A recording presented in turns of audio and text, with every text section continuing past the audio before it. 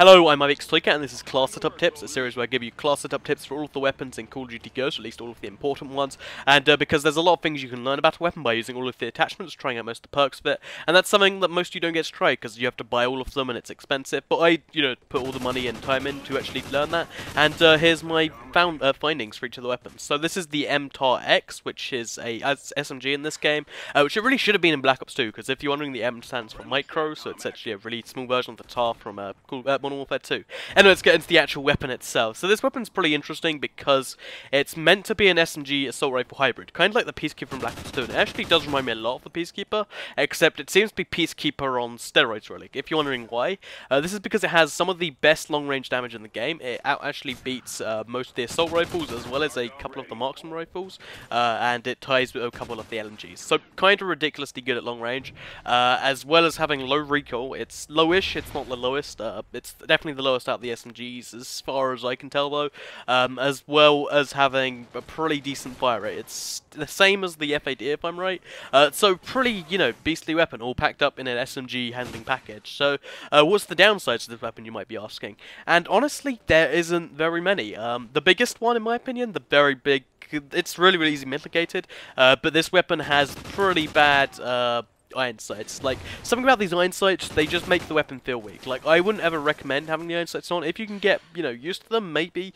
but they're really obstructive, they take up a lot of your view, so always put the red dot on would be my advice, but I just can't get used to the iron sights. Even if you can, I wouldn't even consider it worth it. Just go straight with the red dot. Like, as soon as you buy this weapon, buy the red dot straight away. So there are two real ways you can play this. There's the way that I think is the best way, that I play kind of in this game. I actually managed to use it as an SMG too in this game. But to play it as an assault rifle hybrid, like it's kind of meant to, just, emphasize its long range, while keeping its long range still powerful. It's something that I used here, but if you want, you could turn this into just a ridiculous close range machine. I'm not really sure that's an effective, way to play with this weapon, but if you want to, I'll quickly give you the details how to do that the best you can anyway.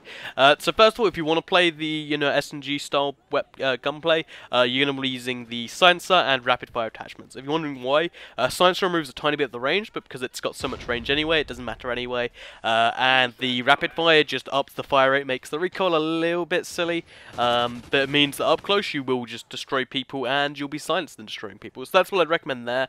But let's go into how I actually think this gun should be played and how it's ridiculously good, and how this gameplay's not the best score in the world, but I had a lot of fun playing it, as well as the games before and after it. Like, this is just one of the many games where it's like, ooh, this is cool. I picked this one because it's my first ever helo pilot, and I got like 4 kills, and it's like, oh, that's a great 12 kill streak. Like, it seems the kill streaks in Call of Duty get weaker and weaker as they go on, but that's just my opinion. Anyway, let's get into the actual class.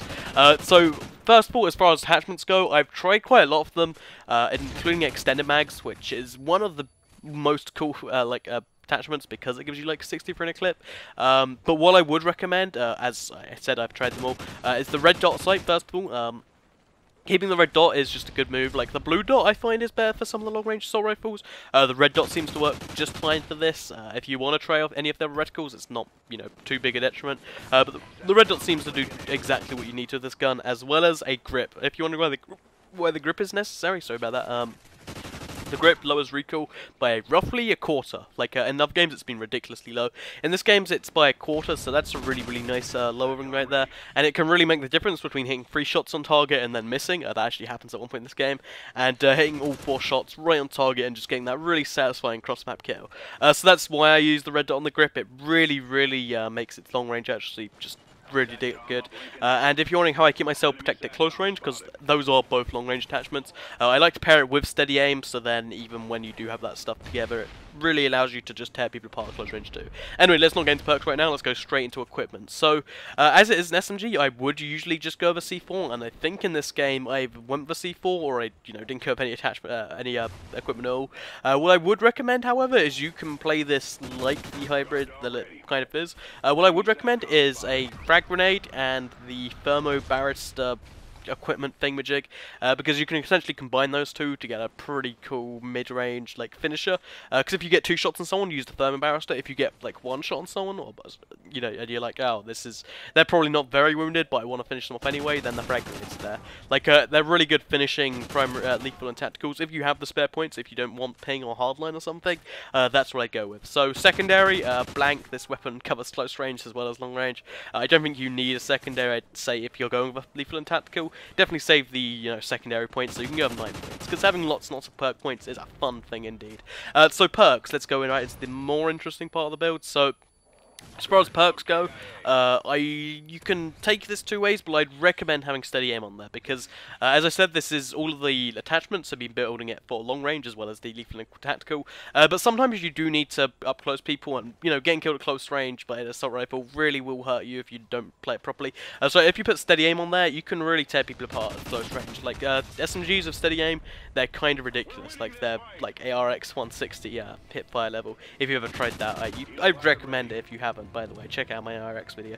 But MTAR with hip fire, it can destroy people at close range. Obviously, you'll lose to a Bison with rapid fire or something like that. But most weapons won't be able to touch your close range if you're doing your hip fire right. So that's always a nice little bonus right there. And yeah, that's steady aim's first point. I almost would. It's hard to say anything but use it. You could obviously switch out quick draw or stalker, but yeah, that's your own decision. So second perk I'd go with Incog is a really good one because it allows you again to bolster your close range effectiveness without actually hindering and kind of actually helping out your long range. So Incog's a really nice one. If you're wondering, that stops you from being targeted by red names and all that nice stuff. It just makes you a tiny bit harder to kill, which it's always nice to be able to be harder to kill in games where you die so fast. So the final few perks is Ping is a really good one because again most of your kills are going to be close, medium, some long range kills. So if you have Ping on, then that can really protect you right there.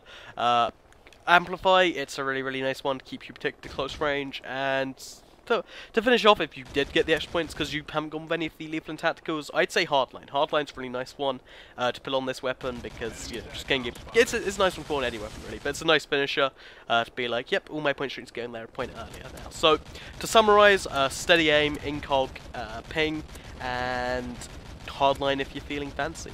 Sometimes maybe a quick draw or a stalker if you're feeling that little bit extra fancy and you don't like steady aim. So that's my opinions on the MTAR-X, and that's my opinion on the best class setup for it. I hope you enjoyed this video. I hope it helps you out in some way. Check out the other 2 videos on the screen right now. Thanks for watching, and goodbye.